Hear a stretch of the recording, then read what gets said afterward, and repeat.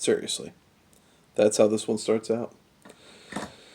Problem with these short pipes is that as I'm breathing through my nose, the match, or whatever, lighter, whatever I'm using, inevitably gets blown out. And then I gotta go to a different thing to light my pipe. Comedy of errors, folks. Comedy of errors. Anyway, I'm Nathan. Welcome back to my channel. Appreciate you being here.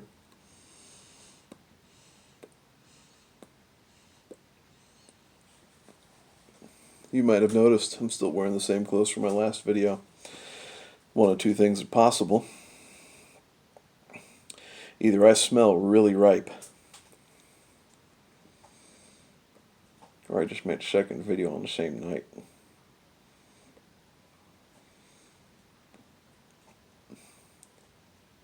I'll let you make the call.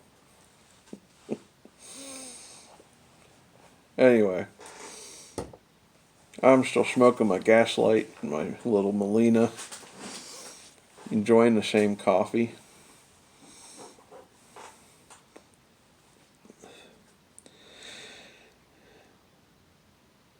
I wanted to reminisce a second.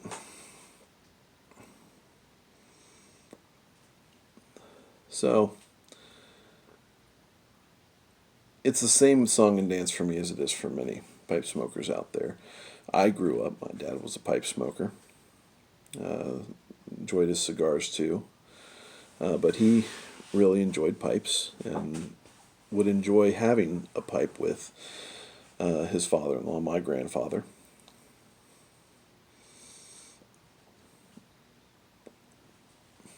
And that created some wonderful memories for me in so many ways. Smells, visuals, all that. Same stuff you know, right? It's the same song and dance. Doesn't make it less important or less valuable, right?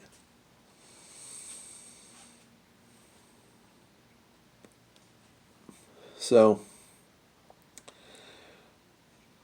in any case, Grandpa and Dad both were exclusive blend smokers, and I think that was kind of the case for a lot of people way back in the day.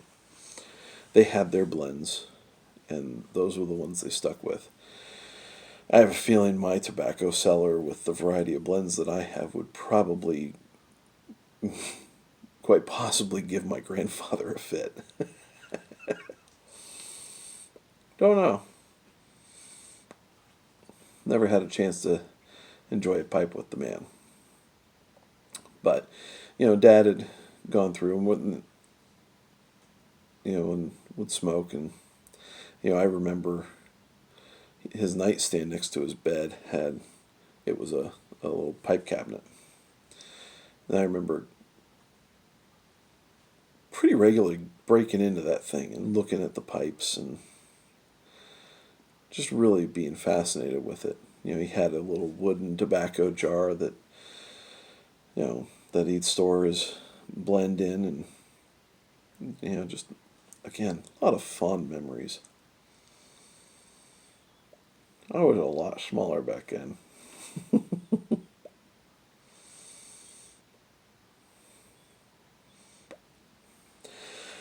So in any case, Dad had stopped pipe smoking around the same time Grandpa did, as I recall. Mostly just because when Grandpa stopped, that was who Dad enjoyed smoking with. And when Grandpa had his heart troubles, the hobby stopped. So for the last 6-7 years of Grandpa's life, they didn't have a pipe. And but they had one blend that they smoked. It was an exclusive. They were exclusive blend guys, and it was a blend called Owen's Blend, made by Smokers Haven, which they were primarily located here in nearby Columbus and Ohio. And what I found interesting is Dad and I were talking about it, and I asked him what blend you smoke. He told me as we figured out which blend it was as he was trying to recollect what it was. And so I found out what the components were, and so I ordered the components, got online and said, Cornell and Deal has all their stuff. And so I said, well, I'm going to try and replicate this through sheer ignorance of not knowing what else was done to make the blend. It's not even the same strain of red Virginias and all that kind of stuff. Well, so I came up, got all the stuff together, found it on tobacco reviews, and saw all the different components in there. Virginias, Burleys, Latakia. Okay. Didn't tell me red or light. Doesn't tell me white or dark Burleys, just Burleys, Virginias, and Latakia. Okay. Well, so I made 5 different 10-gram tests with this. And I aptly named them Owens Veg. And with each one I stuck, what the ratios were when I blended it. We haven't tried these out yet, and it's been 7 months since I put them together. So they're pretty well married.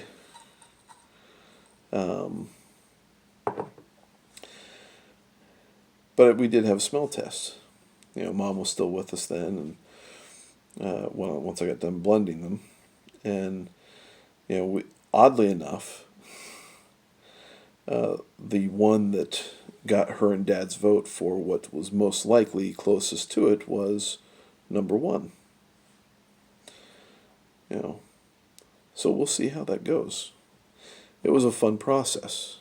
Blending's an interesting kind of thing. That I couldn't even be called a novice in it. I mean, it just, I'm so green with it, and I don't know all the details that go into it.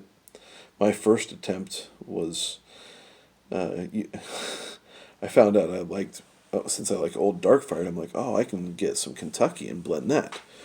Not understanding that it's pretty potent, and if you put too much in, it's off-putting completely. I've ruined, my first attempt at blending was not good. Well, this should be a little bit better.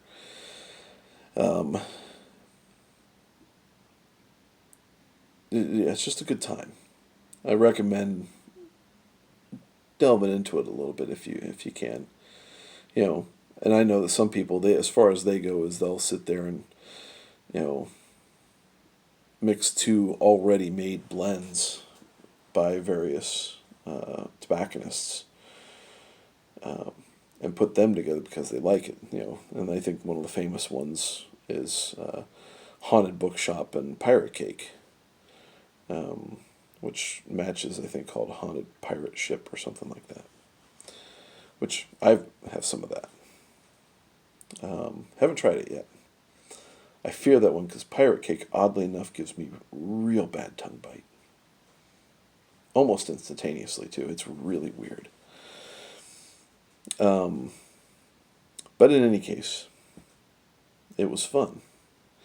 And a little bit of history with it as I was blending these things. I was listening to Country Squire Radio not too long after.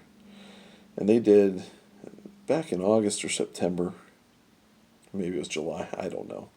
They did an episode where they looked at Esoterica Company and did a little history on their blending and on their whole company. And what was really interesting about this was that I found out they were one of the companies that people would outsource their blending to,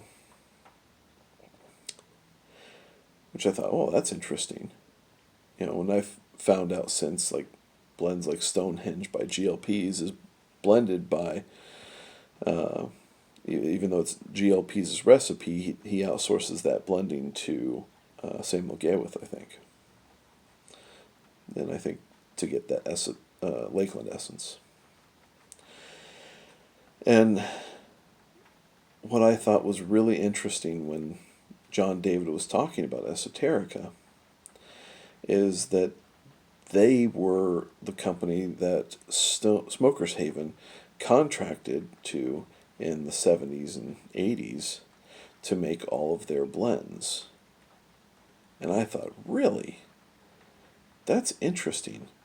And then a bell rung in my head, and I thought, oh man, that means Grandpa and Dad smoked tobacco that was produced by Smokers Haven through Esoterica. That Owens blend was probably blended by them when they were smoking it, which I thought was a really neat kind of history thing. Of a family tree via tobacco. So, just kind of an interesting thing, how that all worked out timing-wise, me trying to replicate something that Esoterica actually made, which means that I will fail miserably in matching it. But it doesn't change the enjoyment.